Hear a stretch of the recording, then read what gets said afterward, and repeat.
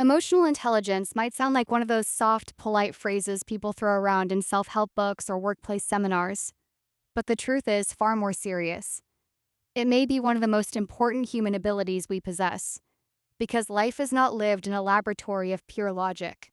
We do not make decisions as detached machines. We make them while angry, afraid, jealous, hopeful, ashamed, inspired, lonely, in love, under pressure, carrying memories, nursing wounds, and reacting to the people around us. That means the real question is not whether emotion is involved in human life. It always is. The real question is whether we understand it or whether it controls us from the shadows. That is where emotional intelligence comes in. Emotional intelligence is the ability to recognize what you are feeling, understand why you are feeling it, manage it without being ruled by it, and respond to other people in a way that is both truthful and constructive. It is not about pretending to be nice. It is not about being emotionally expressive all the time, and it is not about becoming weak, soft, or endlessly accommodating. It is about becoming literate in the hidden forces that shape almost every aspect of human existence. Think about how many disasters in life come from emotional stupidity rather than lack of raw intelligence. A brilliant person destroys a marriage because they cannot regulate anger. A gifted leader poisons an institution because they spread fear and humiliation. A talented thinker sabotages his own future because he cannot tolerate criticism. A parent wounds a child not because they lack love, but because they lack awareness of the emotional climate they create. So much of human failure is not intellectual failure, it is emotional mismanagement. And the reverse is also true. A person with emotional intelligence can walk into tension without immediately escalating it. They can feel anger without becoming cruelty. They can feel grief without becoming collapse. They can feel fear without becoming paralysis. They can listen without instantly defending themselves. They can detect what is happening beneath the surface of a conversation. They can apologize without losing dignity, forgive without becoming naive, and lead without humiliating others. That is not a small skill. That is a civilizational skill. In fact, one of the great mistakes of modern society has been to overglorify conventional intelligence while underestimating emotional maturity. We reward people for memory, analytical speed, technical skill, and abstract performance. But many of the people who cause the most damage in families, companies, politics, and culture are not lacking intelligence in the conventional sense. They are often highly capable. What they lack is emotional integration. They do not understand themselves. And because they do not understand themselves, they misrate others, misuse power, distort relationships, and create environments of distrust, confusion, and silent resentment. Emotional intelligence begins with something very simple but very rare: the ability to tell the truth to yourself about what you are feeling. That sounds easy, but it's not, because people lie to themselves constantly. A person says they are defending principles when really they are defending pride. A person says they are just being honest when really they are being vindictive. A person says they are independent when they are actually afraid of intimacy. A person says they are highly disciplined when in truth they are driven by anxiety and control. Emotional intelligence requires a kind of internal courage. You must be willing to discover that beneath your surface reactions, there may be insecurity, grief, envy, shame, fear, or longing. And once you see that, you have a choice. You can either remain ruled by those emotions unconsciously, or you can begin to work with them intelligently. That's why emotional intelligence is not the enemy of reason.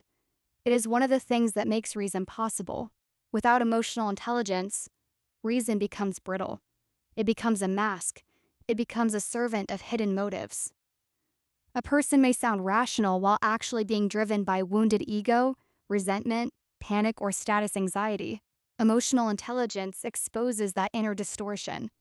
It brings light into the machinery. And this matters not just in the private life of individuals, but in relationships.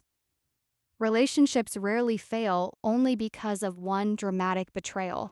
More often, they erode because of repeated emotional incompetence. One person does not listen, Another reacts too fast. Someone misreads tone. Someone punishes vulnerability. Someone cannot handle discomfort. Someone turns every conflict into a courtroom. Someone refuses repair. Over time, trust dies. An emotionally intelligent person does something different. They know how to pause, they know how to read a room, they know when to speak and when to wait. They know that empathy is not surrender and that boundaries are not cruelty. They understand that intimacy requires honesty, but honesty without wisdom can become brutality. They also understand that love is not just warmth, love requires emotional skill. In that sense, emotional intelligence is one of the foundations of lasting human connection. But it goes even further. Leadership itself depends on emotional intelligence. A leader may have strategy, technical competence, and enormous drive, yet still destroy an institution if they spread panic, contempt, vanity, or fear. Groups take on the emotional structure of those at the top. If a leader is emotionally immature, bad news gets hidden, people become defensive, blame replaces responsibility, and the whole organization starts operating in distortion. By contrast, an emotionally intelligent leader can absorb tension without transmitting chaos. They can confront problems without theatrics. They can make people feel the seriousness of reality without degrading them. They create an atmosphere where truth can survive. And that may be one of the clearest tests of real emotional intelligence.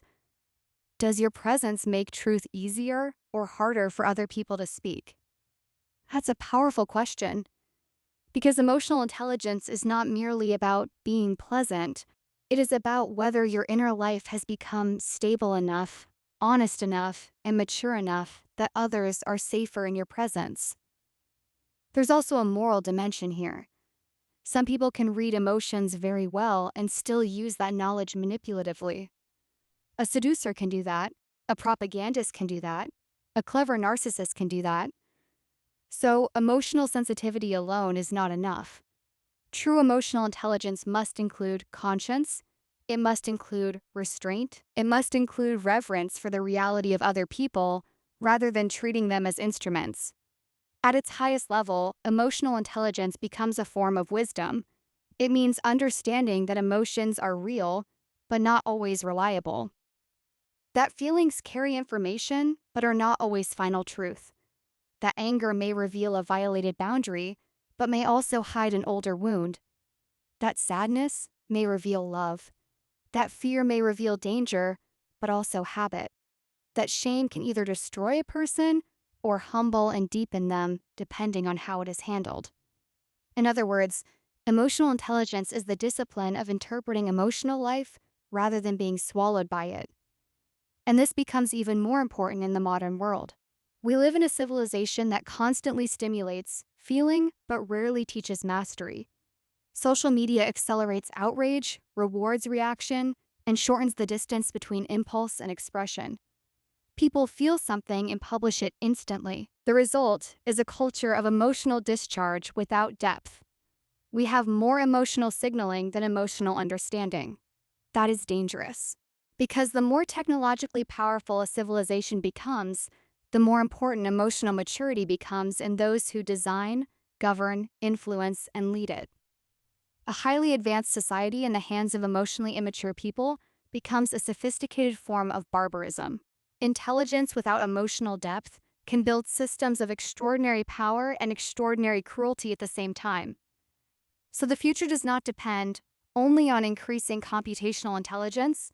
It also depends on whether human beings become wiser in handling anger, fear, humiliation, loneliness, grief, desire, and power. This is why emotional intelligence should not be treated as a bonus trait. It is not decorative, it is not optional, it is one of the main arts of becoming fully human. To become emotionally intelligent is to become less ruled by impulse, less blinded by ego, less deceptive toward oneself, more accurate in reading others, more trustworthy in conflict, more graceful under stress, and more capable of carrying power without corruption. It means you do not have to become emotionless to become strong. In fact, the strongest people are often the ones who can feel deeply without being shattered, who can endure tension without lashing out, who can confront pain without fleeing, and who can remain human in the middle of difficulty. That is the real power of emotional intelligence. It turns emotion from a hidden tyrant into a source of insight. It turns reactivity into reflection. It turns relationships from battlegrounds into places of repair. It turns leadership from domination into stewardship. And perhaps most importantly, it turns the inner life from a place of confusion into a place of growing clarity.